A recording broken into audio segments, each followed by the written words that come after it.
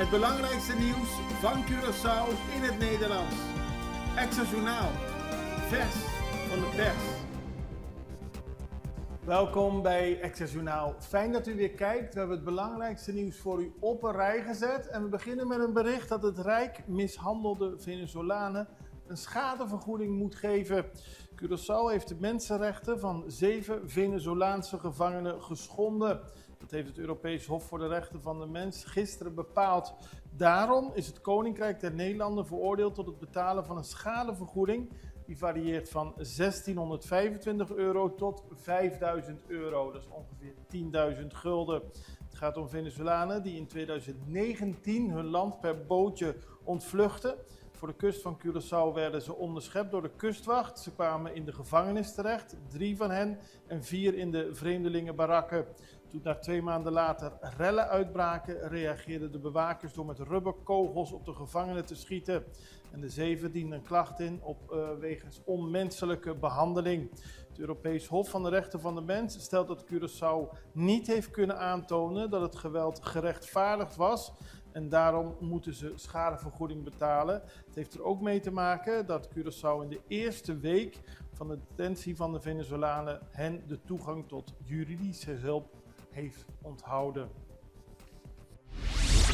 Politie haalt openstaande boetes binnen. Zoals u weet wordt er veel gecontroleerd op de wegen van Curaçao. Gisteren waren er verschillende verkeerscontroles. We hebben er 4 geteld.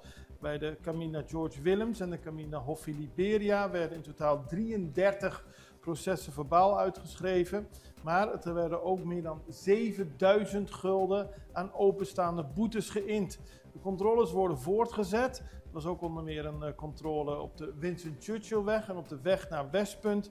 En je ziet dat de meeste processen verbaal worden uitgeschreven voor het rijden zonder geldig rijbewijs of zonder geldige verzekering, keuringskaart of wegens te donkere ruiten. Middelhof overlegt over effectencrisis.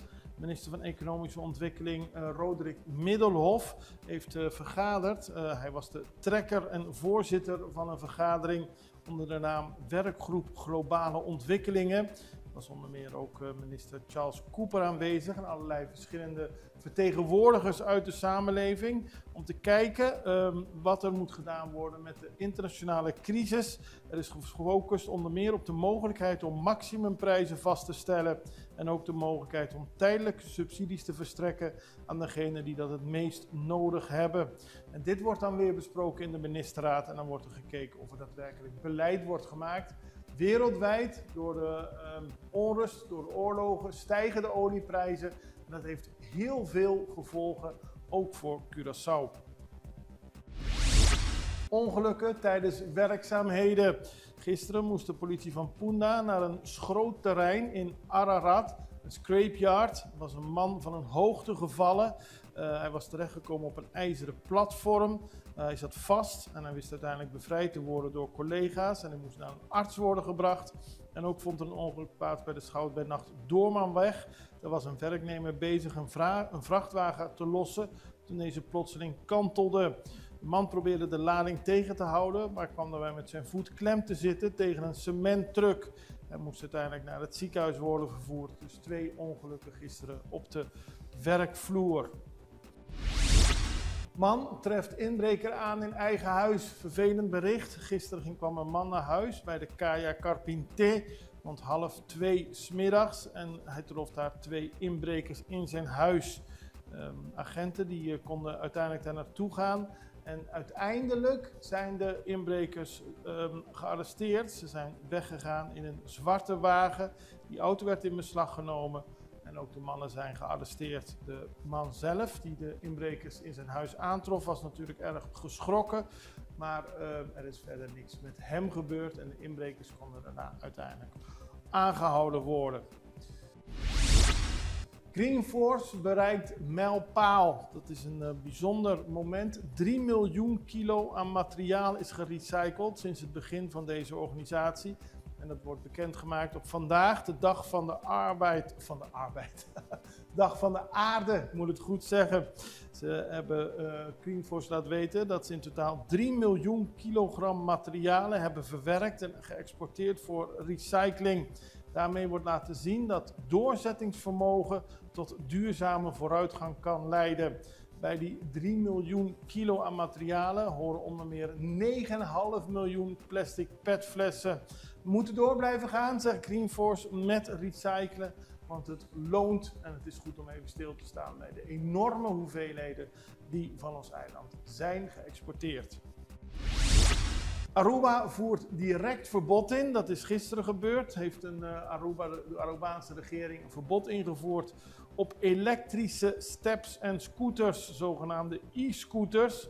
Volgens minister van Justitie Arthur Douwers was het probleem te lang blijven liggen. Het gaat om een nieuw fenomeen. Het gaat niet om een nieuw fenomeen, maar over een kwestie die zich een langere tijd heeft opgebouwd zonder voldoende ingrijpen van de overheid, aldus Douwers. De minister geeft aan dat de problematiek verder reikt dan alleen overlast. Er is ook sprake van risico's voor de openbare veiligheid. En daarom voelen mensen zich soms geïntimideerd door roekeloos rijgedrag. Daarom een verbod om op die manier het verkeer veiliger te maken en de veiligheid in Aruba te vergroten. Wij gaan even naar een break. We zijn zo bij u terug.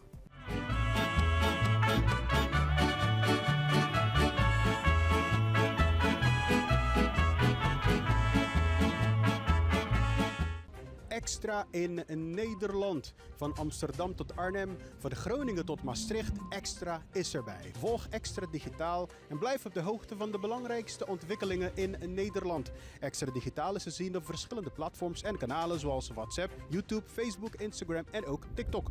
Wilt u ons op de hoogte brengen van een evenement of iets doorgeven? Neem contact op via WhatsApp, e-mail, Facebook of bel gewoon 06 1364 2945. Volg of abonneer je op Extra Digitaal. Klik aan en volg ons.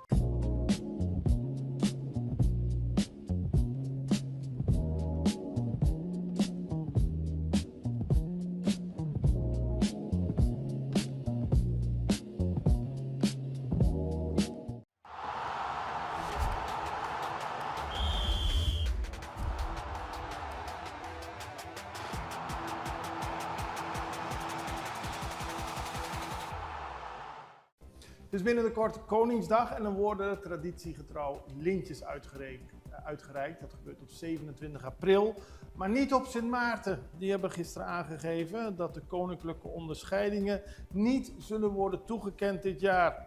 Wel wordt het publiek aangemoedigd om nominaties voor volgend jaar in te dienen. De reden heeft te maken met dat de nominaties niet op tijd konden worden afgerond. Het gaat namelijk om een grondig beoordelingsproces en daarvoor moeten alle nominaties op tijd zijn ingeleverd. Dat was niet het geval, daarom geen lintjes op Sint Maarten dit jaar. Mensen die iemand willen nomineren kunnen een heel nominatiepakket indienen voor 1 augustus, zodat ze Koninkrijksdag 2027 op tijd zijn om de lintjes uit te reiken.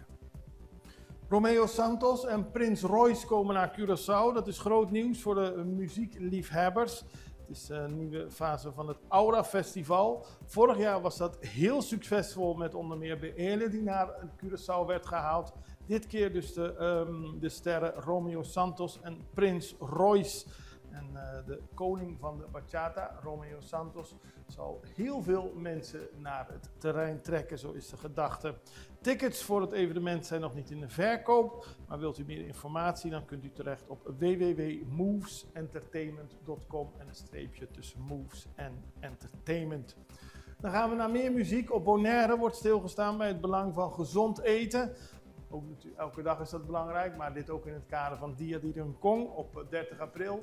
Zorg op die fijne dag dat je genoeg drinkt, dat je gezond eet, geen slecht eten.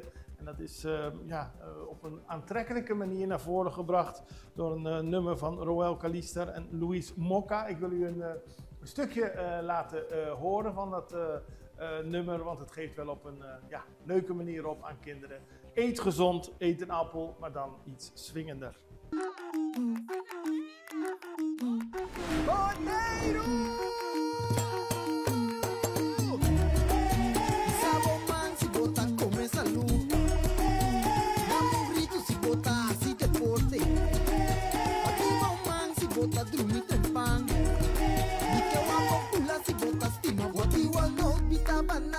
Cuba, Pampuna, Aguacito. Nano superhéroe, nano local, puta inspirados, mucha nalpa, no surpo. Come salud, viva salud, pensa salud, bebe salud. Ay, bebe agua. Viva salud. Tuve tres pasos, se cae Cuba, pa' bonanza.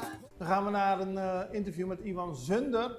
Hij is heel druk bezig met de Sustainable Awards. Die worden later vandaag, woensdag 22 april, uitgereikt op de Centrale Bank. Gisteren hadden we al een interview met hem erover, maar vandaag legt hij nog uit dat het belangrijk is dat de winnaars van deze speciale Sustainable Awards, studenten van de Universiteit van Curaçao, de winnaars naar Aruba gaan om ook internationaal hun ideeën over duurzaamheid onder het voetlicht te brengen. Kijk naar het interview met Ivan Zunder. Ivan Zunder, we hebben het eerder gehad over de Sustainable Awards. Die worden 22 april uitgereikt. Bijzonder daarbij is dat er nu ook een regionaal aspect is. Eerder was het vooral op Curaçao gericht, belangrijk genoeg. Maar nu is er ook een regionaal aspect. Wat houdt dat in?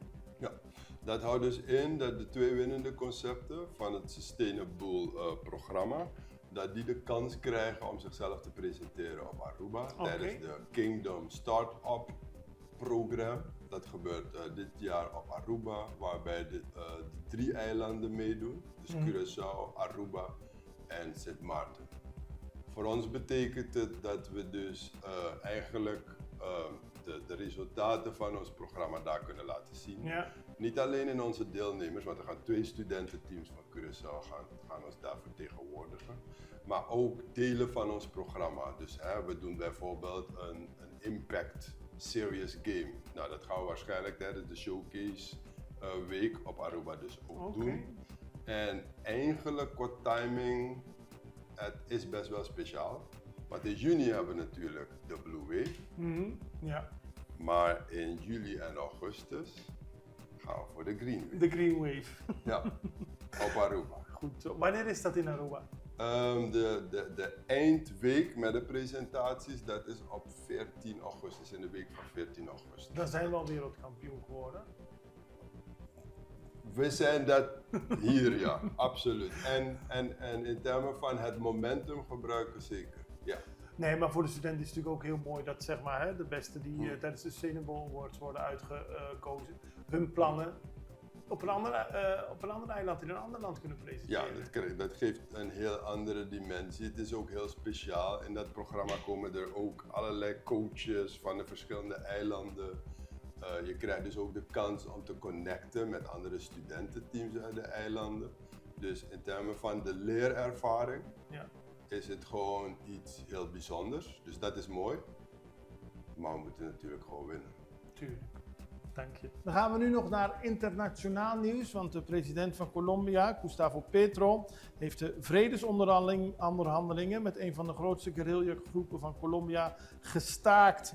Het gaat om een van de belangrijkste guerrillagroepen van het land, geleid door Carça. Dit betekent een zware tegenslag voor het vredesbeleid van de president.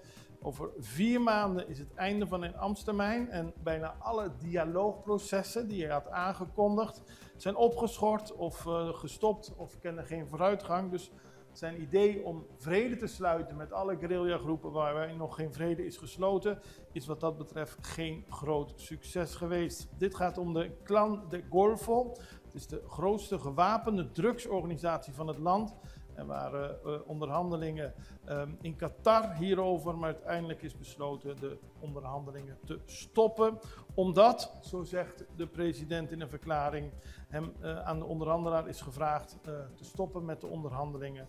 Want de tegenpartij wil niet beloven dat ze niet het regenwoud in brand zullen steken.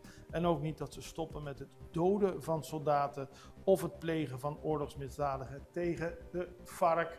Een andere guerrilla-organisatie. Het is een hele ingewikkelde situatie, maar voor Petro een nederlaag, omdat hij juist onderhandelingen voor vrede met die guerrillagroep als een van de speerpunten van zijn beleid had benoemd. We houden het voor u in de gaten, net zoals we al het nieuws voor u in de gaten blijven houden. Dat blijven we doen. Morgen zijn we er weer en ik hoop u ook. Allerbeste, tot ziens. Dag.